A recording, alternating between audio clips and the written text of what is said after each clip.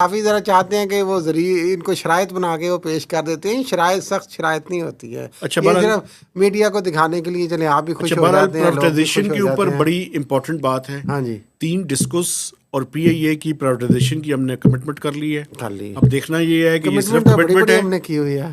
Commitment ہے یا اس پہ عمل درآمد بھی ہوتا ہے. کمٹمنٹ تو اینٹیز کی لسٹ بن کے وہ ساری پرائیویٹ ہونی تھی, پی آئی اے کا بکنا تھا, پتہ نہیں کیا کیا ہونا تھا. کمٹمنٹس کو چھوڑیں یار, کمٹمنٹس کیا ہیں یار. تو یہ بڑا امپورٹنٹ ہے نا اس کے اوپر. اور ایک سسٹم میں آپ چل کو رہا ہے نا, وہ ایک کہتے ہیں اور سسٹم بات چل, بتاؤں. سسٹم روز چل رہا ہے. ویلٹ ہوٹل جو ہے نا, اس کی بھی کوئی جوائنٹ وینچر کی بات ہو رہی ہے. ہو رہی ہے, وہ چاہ رہے ہیں کوئی پارٹنرشپ مل جائے, یہ وہ سارا لٹرم پٹرم. پر ابھی بہت ساری باتیں ہی ہو رہی ہیں کئی, اب 2-3 سال تو ہو گئے اس حکومت کو بھی.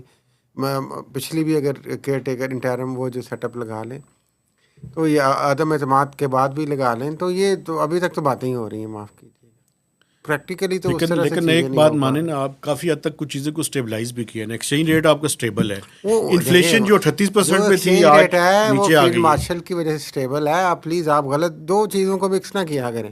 اچھا غلطی ہوگی سر. وہ جو کھیل رہے ہیں اسٹاک میں ان کو کھیلنے دیں. جو ایکسچینج ریٹ ہے وہ اسٹیبل ہے field marshal general Asif Munir کی وجہ سے. صحیح ہے, انہوں نے روکا ہوا ڈالر کو. ٹھیک ہے سر. آپ کی بات سے میں مکمل, میں نے اسلام آباد میں رہنا ہے سر. بالکل, آپ بلکہ آپ یوں سمجھیں کہ سارے ڈالر انہوں نے روکے.